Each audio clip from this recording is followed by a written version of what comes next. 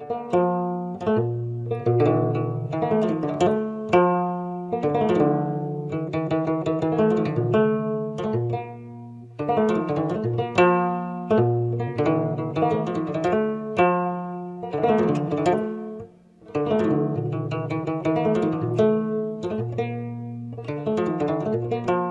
a Pan-Africanist and a mother of multicultural children, I think that all of us, Africans living in the West, have a duty to shine a light on the positive and honorable stories of where we come from and about our ancestors. The Western education system will not do it for us, not when even Africa's own education system actually doesn't. The Adwa victory and its celebration is one such event worth passing on to future generations. Here in the West, we celebrate it as our annual ritual by watching a short documentary.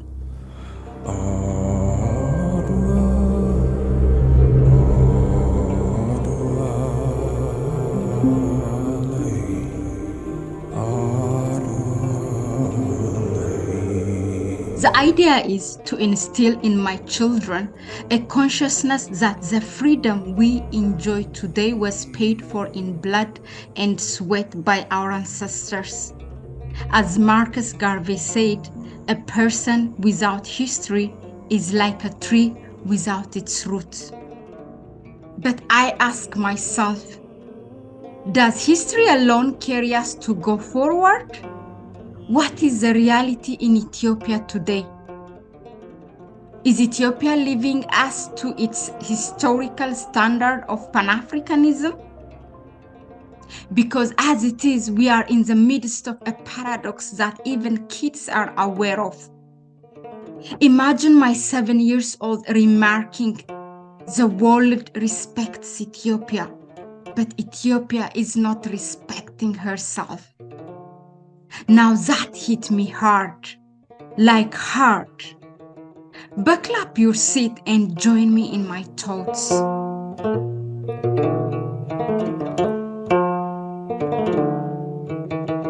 The Ethiopian victory at Adwa against Italians was an African victory. Ethiopia, the only African country not to be colonized during the period of High Empire. No other civilization in Africa and Asia celebrates a victory over imperialism. That in itself, the fact that it was never colonized, says so much about the aspirations, as Africans that we need to have, and I guess we had. Because of this Adwa victory, it was significant not only for Ethiopia, but for Africans around the world. It was a fountain of pride and a source of inspiration for millions.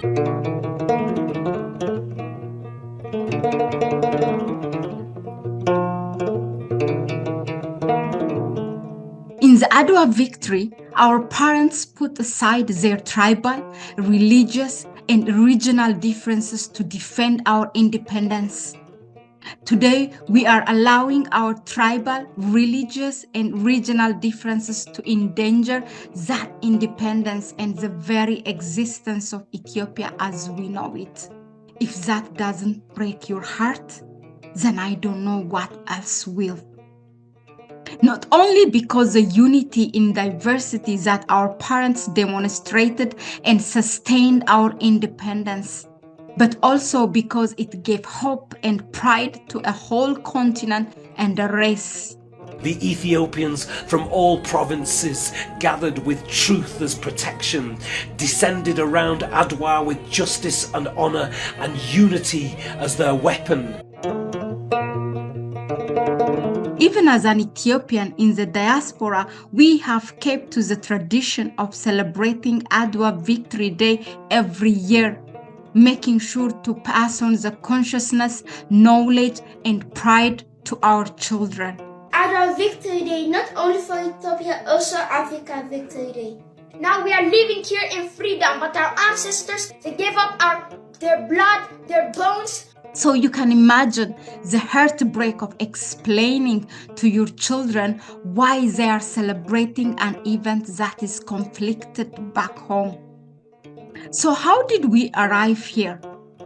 And to where do we now go? In light of the tribally driven internal contradictions we are facing as a people and as a country. As we celebrate the Adwa victory, we Ethiopians should reflect on this and other key questions. Why so? Because our present actions, the tribal conflicts, religious disputes, and regional state antagonisms are the complete opposite of the spirit of Adwa and the Pan-Africanism it inspired. In this context, I dare to ask you, my hearers, have we Ethiopians, we who are historically standard bearers and inheritors of the Adwa spirit, withdrawn into tribal cocoons and now only project Pan-Africanism as a smokescreen for fighting divisive tribal and religious wars? Whatever the case, the current tribal woes we are facing are unprecedented and very regretful. We are a nation whose ancestors gave their children and to a whole race and continent a great historical proof and example that patriotic, autonomous, tribal, cultural, and religious communities are the building blocks rather than stumbling blocks of a strong and prosperous nation.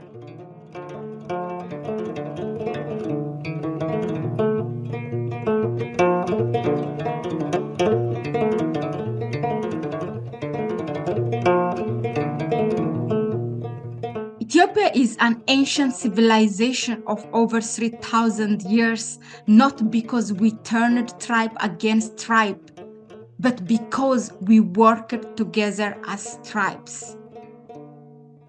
But what are we doing today if not to undo everything and save our country?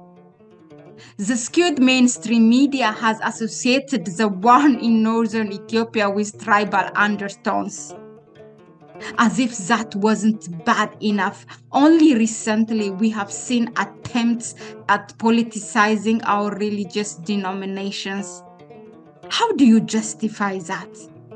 The Ethiopian Orthodox Church, Islam, and other indigenous religions are one of the stronger pillars that holds us as a nation. Now, if we are to break that string, then we are contradicting everything what Ethiopia is beautifully and uniquely known for in the global face. And that is sad. Then what? What remains of our country's soul? We have allowed tribalism to thrive and set our country on the primrose path toward, God forbid, destruction. It's a glaring reality. History proves it. Tribally driven conflicts leave only days, destruction, and balkanization of states.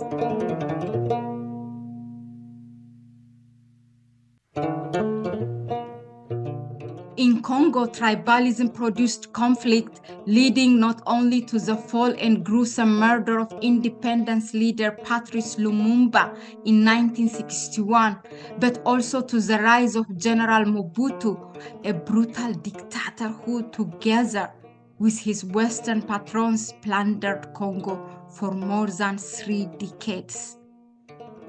To date, Congo has never been the same.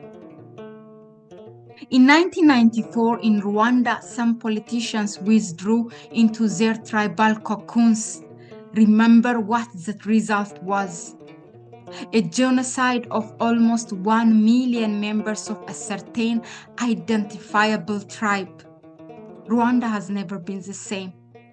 The same thing happened in countless other countries you can think of worldwide.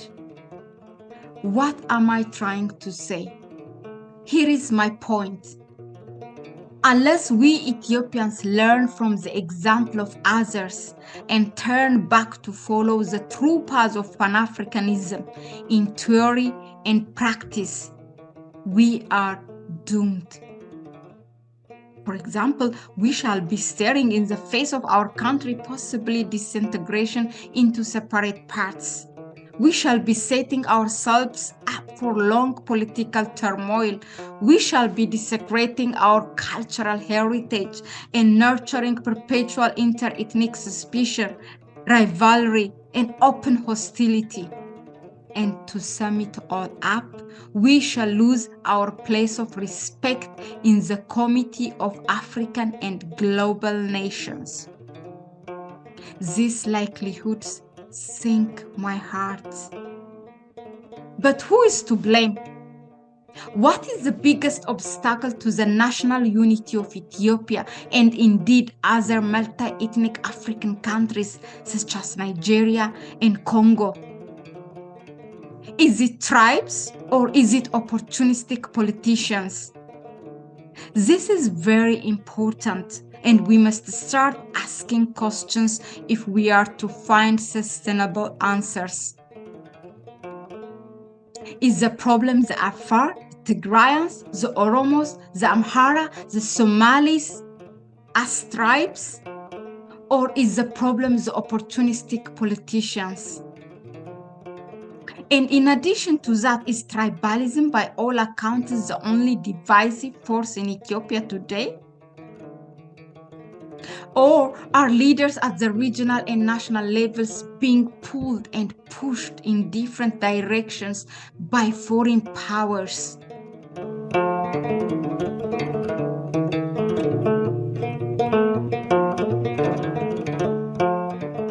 Whither, Ethiopia? To what place are we going from here? Pan-Africanism or tribalism? Peace, love, light.